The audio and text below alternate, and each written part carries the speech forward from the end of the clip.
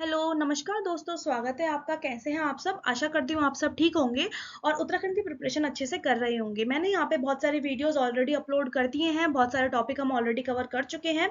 आज उसी के कंटिन्यूएशन में मैं आपके लिए नया टॉपिक लेके आई हूँ, जो कि एग्रीकल्चर यानी कि उत्तराखंड की कृषि। उत्तराखंड में किस प्रकार की कृषि होती है, किस प्रकार के यहाँ पे क्रॉप्स उगाए जाते हैं, वो सब आज हम यहाँ पर देखेंगे।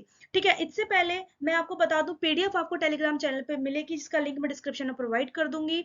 इसके इस पीडीएफ में जो भी, इस वीडियो में जो भी फैक्ट्स लिए गए हैं, सारे परीक्षा वाणी बुक से हैं और थोड़े इंटरनेट से मैंने ढूंढे हैं।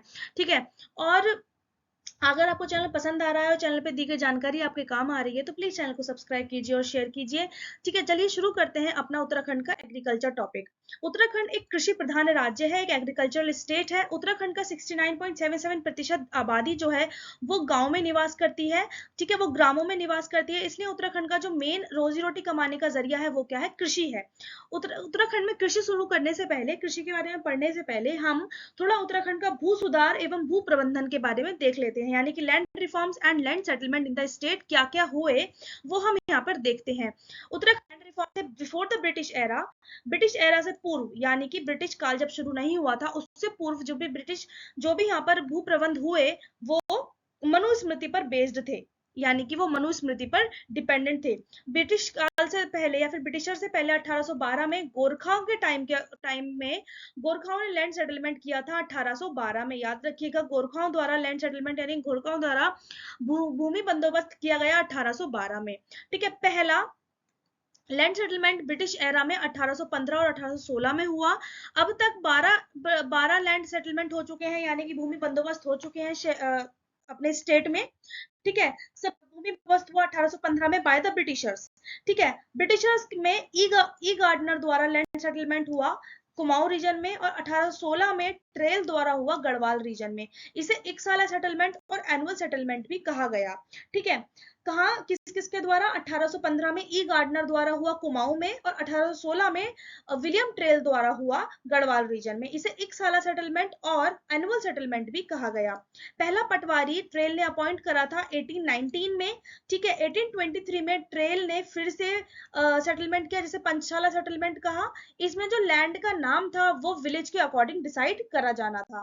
ठीक है, फिर विलियम ट्रेल ने 7 लैंड सेटलमेंट करे अपने टेन्योर में, जितने समय तक भी वो गवर्नर रहे या फिर जितने समय तक भी वो यहाँ के कमिश्नर रहे गढ़वाल एरिया के, उस समय में उन्होंने 1816 से लेकर 1823 तक 7 लैंड सेटलमेंट करे, यानी कि 7 भूमि बंदोबस्त करे। ये कुछ जानकारी मैंने एक्स्ट्रा नेट से डाउनलोड करी है, परीक्षा वाणी में मेंशन नहीं थी।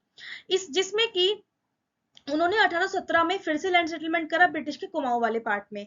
ठीक है, ट्रेल के बाद आए बेटन। बेटन ने 20 साला लैंड सेटलमेंट करा, यानी कि 20 ईयर लैंड सेटलमेंट करा 1840 में। ठीक है, 8th लैंड सेटलमेंट था ये ब्रिटिश पीरियड का। कौन सा? बेटन वाला 8th लैंड सेटलमेंट था, बिकॉज 7 तो ट्रेल ही कर चुके थे, है ना। उसके बाद बेटन ने कौन सा करा? 8th land settlement. फिर आता है विकेट का सेटलमेंट, जो परीक्षा वाणी में भी गिवन है। 1863 से लेकर 1873 तक विकेट सेटलमेंट होता है, यानी कि विकेट का टेन्योर होता है। ये नौवा लैंड सेटलमेंट यानी कि नौवा भू बंदोबस्त करते हैं। इसमें इनका नाम था JGE विकेट। इसी वजह से सेटलमेंट का नाम भी विकेट सेटलमेंट रखा गया, यानी कि विकेट बंदोबस्त रखा गया। इन्होंने साइंटिफिक मेथड यूज करा था for the first time. Wicket ने जो माउंटेनियस लैंड है, यानी कि जो पर्वतीय भूमि है, उसको 5 पार्ट में डिवाइड करा on the basis of irrigation. सिंचाई के आधार पर इन्होंने लैंड को 5 पार्ट में डिवाइड करा। उसके बारे में थोड़ा सा देख लेते हैं, इससे क्वेश्चन आते हैं, प्रीवियस ईयर क्वेश्चन देखे गए हैं। तालाब भूमि जो इरिगेटेड लैंड है, यानी कि वो एरिया माउंटेन का, यानी कि पर्वतीय भाग का वो वाला एरिया जहां पर सिंचाई की जा सकती है, उसे कहते हैं तालाब भूमि। आप इस तरीके से याद कर सकते हैं, तालाब। तालाब क्या होता है? जहां पे पानी होता है, तो यानी कि जहां पर पानी की व्यवस्था हो सकती है, यानी कि जहां पे पानी अवेलेबल है, उसे कहेंगे हम तालाब भूमि। ठीक है, तालाब से याद रखिएगा, तालाब में पानी होता है, तो सिंचाई युक्त भूमि कौन सी है? तालाब भूमि। ये लैंड जो है वो रिवर घाट के पास होती है, और यहाँ पे इरिगेशन की फैसिलिटी होती है, यानी कि यहाँ पर सिंचाई की व्यवस्था की जा सकती है, और ये उपजाऊ लैंड होती है। फिर आती है उपराव। उपराव दोयम और उपराव अव्वल, 2 टाइप की उपराव भूमि है, और ये अनइरिगेटेड लैंड है। ये माउंटेन का वो वाला पार्ट होता है, या फिर ये पर्वत का वो वाला पार्ट होता है जहां पर सिंचाई की जाना पॉसिबल नहीं है, यानी कि ये एक तरीके से कह सकते हैं असिंचित भूमि होती है। तो उपरांव भूमि पहले देख लेते हैं। उपरांव टॉप यानी कि उपरांव अव्वल के बारे में, ये माउंटेन के हाई डायमेंशंस पे होती है, ऊंचले भाग पर होती है। फिर आती है उपरांव दोयम। उपरांव दोयम जो होती है, उपरांव उपरांव अव्वल, सॉरी यहाँ पे थोड़ा गलत हो गया है। उपरांव दोयम जो होती है, it is not good, it is slightly less irrigated. मैं इसे पीडीएफ में सही कर दूंगी, डोंट वरी। थोड़ा कंफ्यूजन हो जाता है बनाते बनाते, तो क्योंकि मैं हिंदी से देखे इंग्लिश में कन्वर्ट करती हूँ तो थोड़ा लैंग्वेज फ्लक्चुएशन हो जाता होगा। It is less irrigated compare to उपराव अव्वल। उपराव अव्वल थोड़ी जो होती है, थोड़ी अच्छी कैटेगरी की लैंड होती है एज कंपेयर टू उपराव दोयम। आप देख लीजिए, टॉप कैटेगरी है, ये सेकेंडरी कैटेगरी है। तो उपराव दोयम जो है वो उपराव अव्वल से थोड़ी सी सही कैटेगरी की लैंड होती है। फिर आती है इजरान। इजरान जो होती है वो लो ग्रेड लैंड होती है, वनों में होती है और पथरीली भूमि होती है। फिर इसके बाद जो है वो कंटिल लैंड, कंटिल भूमि। फिर 10वां बंदोबस्त जो किया गया वो 1887 में किया गया, पाओ के टेन्योर के दौरान। पाओ फिर कमिश्नर बनते हैं उत्तराखंड के, जिनके दौरान 10वां भूमि बंदोबस्त किया गया 1887 में, विकेट के बाद। ठीक है, इसमें जो लीडरशिप करी वो करी गूंज ने, कुमाऊं वाले एरिया में। कुमाऊं में गूंज की लीडरशिप में ये बंदोबस्त हुआ। फिर पढ़ते हैं 11th लैंड सेटलमेंट, 11वां भूमि बंदोबस्त, जो कि ब्रिटिश पीरियड का आखिरी भूमि बंदोबस्त भी था। इसके बाद जो 12वां भूमि बंदोबस्त होगा वो होगा हमारे इंडियन गवर्नमेंट द्वारा, ठीक है, उत्तर प्रदेश की गवर्नमेंट द्वारा। अभी तक 12 बंदोबस्त हो चुके हैं जैसा कि मैंने आपको बताया। ब्रिटिश काल के दौरान, ब्रिटिश काल के दौरान ये आखिरी और भूमि बंदोबस्त था, 11वां भूमि बंदोबस्त। ये 1928 में हुआ, सिर्फ गढ़वाल में होता है ये सिर्फ गढ़वाल में होता है, यानी कि आपको याद रखना है 11th and last during British period only happened in Garhwal, only took place in Garhwal under the leadership of Ibbotson. Ibbotson की लीडरशिप में हुआ ये 11वां और आखिरी भूमि बंदोबस्त ब्रिटिश पीरियड का। इसके बाद जो 12वां भूमि बंदोबस्त है वो उत्तराखंड में होता है यूपी गवर्नमेंट द्वारा, by the government of UP between 1960 to 1964, because इस समय उत्तराखंड जो था वो यूपी का ही भाग था। ठीक है, अब देख लेते हैं। आप जानते हैं कुमाऊं, गढ़वाल और टिहरी, टिहरी एक रियासत थी जो कि जिसमें ब्रिटिशर्स भी कंट्रोल नहीं करते थे, उनको अपने रूल बनाने का खुद अधिकार होता था। तो टिहरी एक प्रिंसली स्टेट था, इसलिए टिहरी में जो सेटलमेंट हुए वो ब्रिटिशर्स द्वारा नहीं किए गए, वो वहीं के ही राजाओं द्वारा किए गए। तो थोड़ा सा इसके बारे में भी जान लेते हैं। टिहरी में अभी तक 5 भूमि बंदोबस्त हुए हैं। देख लेते हैं। सबसे पहला भूमि बंदोबस्त किया गया सुदर्शन शाह द्वारा 1823 में, बस आपको नाम याद रखने हैं और साल याद रखते हैं। दूसरा भूमि बंदोबस्त हुआ भवानी शाह द्वारा 1861 में। तीसरा भूमि बंदोबस्त होता है प्रताप शाह द्वारा 1873 में। चौथा भूमि बंदोबस्त होता है कीर्ति शाह द्वारा 1903 में। और पांचवा भूमि बंदोबस्त होता है नरेंद्र शाह द्वारा 1924 में। ये कुछ 5 भूमि बंदोबस्त है जो कि टिहरी स्टेट में हुए। सबसे पहला हुआ सुदर्शन शाह द्वारा और आखिरी होता है नरेंद्र शाह द्वारा। ठीक है, अब जो एग्रीकल्चर लैंड होती है, जो कृषि भूमि नापी जाती है स्टेट में, वो नाली और मुट्ठी प्रणाली से नापी जाती है। एक नाली बराबर 200 वर्ग मीटर स्क्वायर जगह होती है और 50 नाली बराबर 1 हेक्टेयर जगह होती है, जो कि 10,000 मीटर स्क्वायर बराबर होती है। ये आपको याद रखना है, ऑलरेडी प्रीवियस ईयर क्वेश्चन है। ठीक है, एक नाली बराबर 200 वर्ग मीटर जगह होती है और 50 नाली बराबर 1 हेक्टेयर या फिर 10,000 वर्ग मीटर जगह होती है। अब देख लेते हैं कृषि के प्रकार, यानी कि खेती के प्रकार कौन कौन से होते हैं उत्तराखंड में। उत्तराखंड में जो खेती होती है वो सबसे फर्स्ट टाइप हम देखते हैं कॉन्टोर फार्मिंग, जिसे हम समोच्च खेती या फिर कॉन्टोर फार्मिंग भी कहते हैं। एक इमेजिनरी लाइन, यानी कि एक ढाल के, एक काल्पनिक रेखा जो डिफरेंट पॉइंट्स को ज्वाइन करती है सेम हाइट के, ढाल ढाल के ऊपर, यानी कि जो स्लोप्स के ऊपर सेम लाइन के डिफरेंट पॉइंट्स को ज्वाइन करती है, उसे कहते हैं हम कॉन्टोर। ठीक है, ये एक इमेजिनरी रेखा होती है जो डिफरेंट पॉइंट्स जो होते हैं सेम हाइट के, उन्हें ज्वाइन करती है, उसे हम कहते हैं कॉन्टोर। और इन्हीं कॉन्टोर्स पे जो फार्मिंग होती है उसे कहते हैं हम कॉन्टोर फार्मिंग। इसमें मॉइस्चर कंजर्व रहता है इन एरियाज में। ठीक है, जहां जहां रेनफॉल कम होती है, जहां वर्षा कम होती है, वहां पर ये वाली फार्मिंग होती है, बिकॉज इस फार्मिंग में क्या होता है, मॉइस्चर कंजर्व रहता है। और जहां पर वर्षा ज्यादा होती है वहां पर ये सॉइल इरोजन को रोकती है या फिर सॉइल इरोजन को कम करती है। ये है हमारी कॉन्टोर फार्मिंग। फिर आती है टेरेस फार्मिंग, यानी कि सीढ़ीनुमा सीढ़ीनुमा खेती, सीढ़ीनुमा खेती वहां होती है जहां पर ढलानें ज्यादा होती हैं, जहां पर जो ढलान होती है, भूमि अधिक ढालू होती है, वहां पर इस विधि से कृषि की जाती है। इसमें ढलान को सीढ़ियों के रूप में परिवर्तित कर दिया जाता है और फार्मिंग होती है। ठीक है, slope is converted into stairs and agriculture is done. और हॉरिजॉन्टल प्लॉइंग होती है, यानी कि आड़ी जुताई करके कृषि की जाती है, यानी कि हॉरिजॉन्टल प्लॉइंग होती है। ठीक है, ये हमारी नॉर्मल, हम खेतों में कैसे बुआई करते हैं, ऐसे करते हैं ना, तो टेरेस में क्या होता है, बुआई ऐसे होती है। ठीक है, जो सोइंग होती है, जो जो फसल बोई जाती है, वो हॉरिजॉन्टली बोई जाती है। ठीक है, आगे बढ़ेंगे स्लोप के अगेंस्ट, इसे हम देख सकते हैं ना, स्लोप ऐसे होता है तो इसके अगेंस्ट। आगे हम देखेंगे शिफ्टिंग कल्टीवेशन, यानी कि स्थानांतरणशील खेती। इसमें इसे झूमिंग कल्टीवेशन भी कहते हैं। कुछ प्रिमिटिव कास्ट यानी कि कुछ आदिवासी कास्ट अभी भी इस खेती को करते हैं। इसे बर्न एंड स्लैश फार्मिंग भी कहते हैं, यानी कि ये एक जगह को, इसमें सर्वप्रथम किसी स्थान का चुनाव करा जाता है, उस स्थान की झाड़ियों को साफ करा जाता है और कुछ वर्षों तक उसमें खेती की जाती है। उसके बाद उर्वरता समाप्त होने के बाद उस जगह से ये शिफ्ट कर जाते हैं, इसलिए इसे शिफ्टिंग कल्टीवेशन भी कहते हैं या फिर स्लैश एंड बर्न फार्मिंग भी कहते हैं। फिर अब देख लेते हैं फसलों उत्पादन यानी कि क्रॉप प्रोडक्शन। उत्तराखंड स्टेट में कितने तरीके के क्रॉप प्रोडक्शन होते हैं? उत्तराखंड में रावी और खरीफ टाइप की क्रॉप जो होती है वो हाईली ग्रोन होती है rather than Zaid crop. Zaid type की क्रॉप जो होती है उनकी खेती इतनी ज्यादा नहीं होती उत्तराखंड में। रावी और खरीफ फसलों की खेती अधिक होती है। ठीक है, रावी क्रॉप के बारे में देख लेते हैं। ये सर्दियों में बोई जाती है, यानी कि इनका सोन पीरियड जो होता है वो सर्दी होता है, अक्टूबर और नवंबर के महीने में, और इनका कटाई वाला पीरियड होता है मार्च और अप्रैल। ये होती है रावी क्रॉप्स। फिर इन क्रॉप्स को पानी कम चाहिए होता है और एक एवरेज टेम्परेचर चाहिए होता है, अप्रोक्स 20 to 25 डिग्री सेल्सियस। ठीक है, ये क्रॉप्स कौन कौन सी है, राबी कौन कौन सी क्रॉप्स होती हैं? वीट, बार्ले, ग्राम, पीस, मसूर, मस्टर्ड, फ्लैक्स, पोटैटो। हिंदी में बता देती हूँ, गेहूं, जौ, चना, मटर, मसूर, सरसों, अलसी और आलू। ठीक है, ये कुछ प्रकार की राबी क्रॉप्स होती हैं। फिर देख लेते हैं हम खरीफ क्रॉप के बारे में। इनको ज्यादा मॉइस्चर चाहिए होता है और ज्यादा टेम्परेचर चाहिए होता है, यानी कि ये बोई जाएंगी उस महीने में जहां पर वर्षा होती है, यानी कि मई से जुलाई के महीनों में ये बोई जाती हैं और हार्वेस्ट होती है सितंबर से अक्टूबर के महीने में। ये कौन कौन सी क्रॉप्स होती है? इसमें चावल, मंडुआ, मक्का, उड़द, तिल, राजमा, अमरंथ, मूंग और बाजरा, ये कुछ प्रकार की खरीफ क्रॉप्स होती हैं। एग्रीकल्चर कुमाऊं में ज्यादा है कंपेयर किया जाए तो गढ़वाल से, यानी गढ़वाल में कुमाऊं की अपेक्षा कम कृषि की जाती है।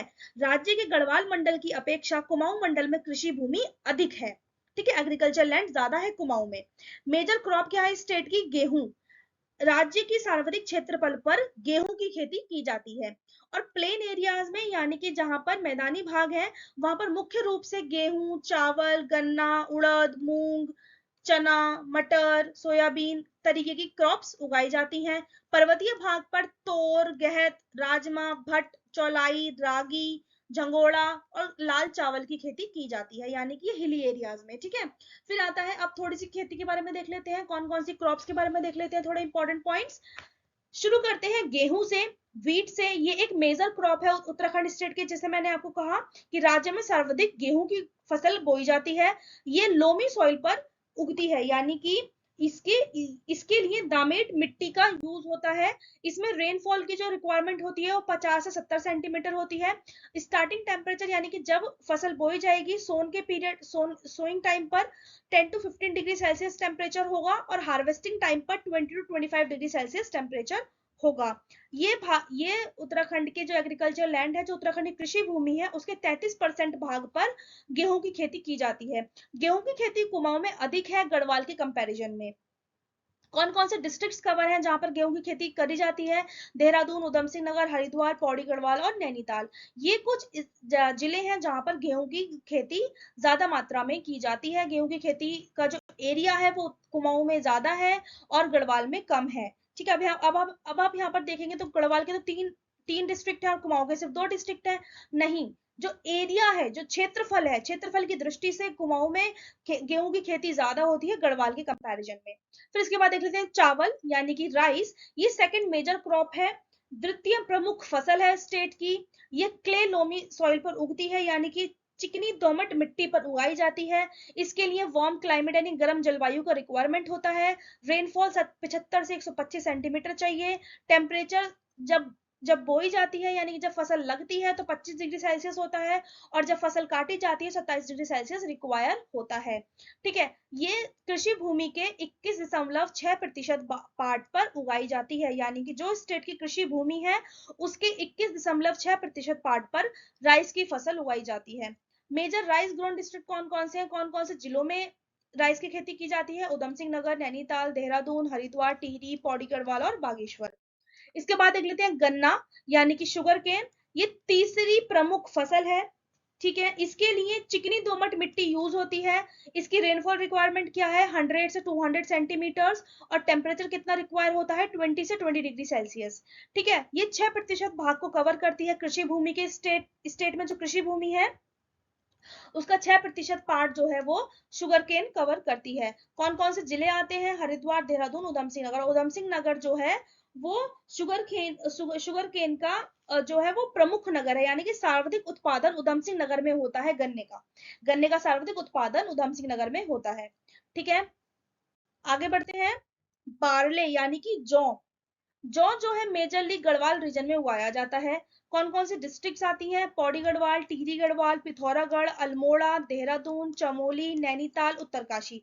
ये कुछ डिस्ट्रिक्ट्स हैं जहां पर जौ की खेती की जाती है। फिर आती है मक्का यानी कि मेज। मेज राज्य के देहरादून, नैनीताल, रुद्रप्रयाग, पिथौरागढ़, अल्मोड़ा और पौड़ी गढ़वाल जनपदों में उगाया जाता है। इसके बाद देखते हैं मंडुआ। मंडुआ यानी कि इंग्लिश में कहते हैं रागी। ये राज्य के पर्वतीय भागों में उगाया जाता है, हिली एरियाज में उगाया जाता है। कौन कौन से जनपद हैं? अल्मोड़ा, पिथौरागढ़, नैनीताल और बागेश्वर आदि प्रमुख उत्पादक जिले हैं मंडुए के। फिर आता है मस्टर्ड। मस्टर्ड यानी कि सरसों। सरसों की खेती के लिए आरंभ में यानी कि स्टार्टिंग में 10 से 15 डिग्री सेल्सियस टेम्परेचर रिक्वायर्ड होता है, और बाद में 20 से 25 डिग्री सेल्सियस टेम्परेचर रिक्वायर्ड होता है। राज्य के उधम सिंह नगर, नैनीताल, हरिद्वार, देहरादून, पौड़ी गढ़वाल जो है वो सरसों की खेती इन इन जिलों में सरसों की खेती की जाती है। इसके बाद आती है दालें यानी कि पल्सेस। राज्य में कलों, गुरुस, गहत, मास, भट्ट, राजमा, मसूर, चना, उड़द और मटर आदि दालों की खेती की जाती है। राज्य में कुल दाल उत्पादन का लगभग 70% भाग कुमाऊं के उधम सिंह नगर, नैनीताल, अल्मोड़ा, बागेश्वर, पिथौरागढ़ में उगाया जाता है। और इसके अलावा जो बचा हुआ उत्पादन है वो हरिद्वार, देहरादून, पौड़ी, चमोली से किया जाता है दालों का। ठीक है, अब हम देख लेते हैं कुछ वेजिटेबल एंड स्पाइसेस के बारे में। राज्य की प्रमुख फसल में आता है आलू। आलू राज्य की प्रमुख फसल है यानी कि मेन वेजिटेबल है। राज्य में आलू के अलावा गोभी मतलब फूल गोभी, पत्ता गोभी, शिमला मिर्च, टमाटर, बैगन और हरी मटर उगाई जाती है। ठीक है, और स्पाइसेस में यानी कि मसालों में किस किस का उत्पादन होता है? तेज पत्ता, बे लीव्स यानी कि तेज पत्ता, एसफेटिडा यानी कि हींग। ठीक है, फेनुग्रीक यानी कि मेथी, ये हो गया तेज पत्ता।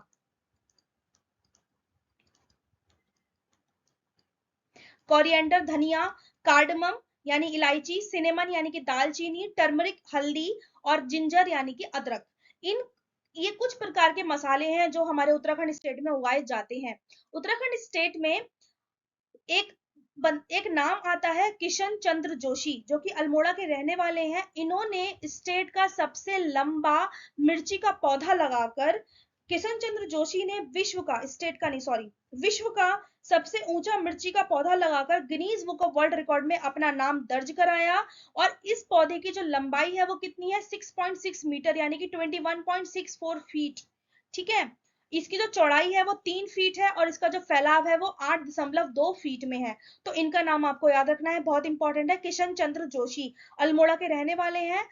विश्व का सबसे लंबा मिर्ची का पौधा लगाया जिसकी लंबाई, चौड़ाई और फैलाव आपको याद रखना है।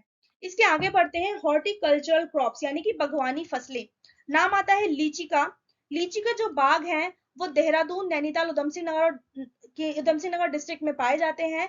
देहरादून जो है वो मेजर प्रोड्यूसिंग स्टेट डिस्ट्रिक्ट बन जाता है लीची का। देहरादून लीची का प्रमुख उत्पादक जिला है यहाँ पर। और इस जिले को यानी कि देहरादून को गवर्नमेंट ऑफ इंडिया ने, भारत सरकार ने लीची निर्यात जोन में भी शामिल किया है, यानी कि लीची एक्सपोर्ट जोन में भी शामिल किया है ये। और ये क्वेश्चन ऑलरेडी पूछा गया है कि किस जिले को लीची निर्यात जोन बनाया गया है, वो है देहरादून। इसके बाद देख लेते हैं एप्पल यानी कि सेब।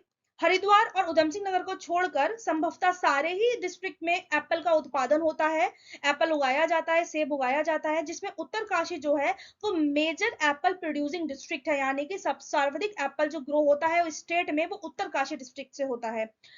न्यूजीलैंड ब्रांड के नाम से दिल्ली में बेचा जाता है और हिमाचली ब्रांड के नाम से बाकी दूसरी जगहों पर बेचा जाता है। ये दोनों इंपॉर्टेंट है, याद रखिएगा। न्यूजीलैंड ब्रांड से दिल्ली में और हिमाचली ब्रांड से बाकी दूसरे राज्यों में बेचा जाता है सेब। इसके बाद आता है ऑरेंज यानी कि संतरा और नींबू। राज्य के नैनीताल, अल्मोड़ा, देहरादून, हरिद्वार डिस्ट्रिक्ट में उगाया जाता है नींबू। और कौन सी वेराइटीज? लोकल नागपुरी, एम्पदार और लड्डू वेराइटी यहाँ पर उगाई जाती है। ठीक है, इसके बाद देख लेते हैं पेयर यानी कि नाशपाती। प्रोड्यूस होता है नैनीताल, अल्मोड़ा, बागेश्वर, पौड़ी, हरिद्वार, देहरादून और चमोली डिस्ट्रिक्ट में स्टेट की। फिर आता है वॉलनट यानी कि अखरोट का नाम। राज्य के पिथौरागढ़, चमोली, उत्तरकाशी, पौड़ी गढ़वाल आदि जिलों में अखरोट के वृक्ष मिलते हैं। तो गाइज ये था कुछ कृषि के बारे में, फसलों के बारे में और कुछ सब्जियों और मसालों के बारे में जो उत्तराखंड स्टेट में पाए जाते हैं, कौन कौन से डिस्ट्रिक्ट में पाए जाते हैं, वो सब मैंने आपको यहाँ पर बताया। आई होप आपको ये सब क्लियर हुआ होगा। ठीक है, एक या दो बार वीडियो को देखिए जिससे अच्छे से क्लियर हो जाएगा। पीडीएफ आपको टेलीग्राम चैनल पे मिल जाएगी। ये बहुत इंपॉर्टेंट पार्ट प्ले करता है एग्रीकल्चर उत्तराखंड पीसीएस एग्जाम्स में। ऑलरेडी काफी क्वेश्चंस पूछे गए हैं प्रीवियसली ऑल्सो। ठीक है, और हर साल एक ना एक क्वेश्चन देखा जाता है जो भी एग्जाम्स आए हैं अभी तक उत्तराखंड के। कल मिलेंगे एक नई वीडियो के साथ, तब तक के लिए इस वीडियो को अच्छे से देखिएगा, शेयर कीजिएगा और चैनल को सब्सक्राइब कीजिएगा। बाय बाय, थैंक यू, धन्यवाद।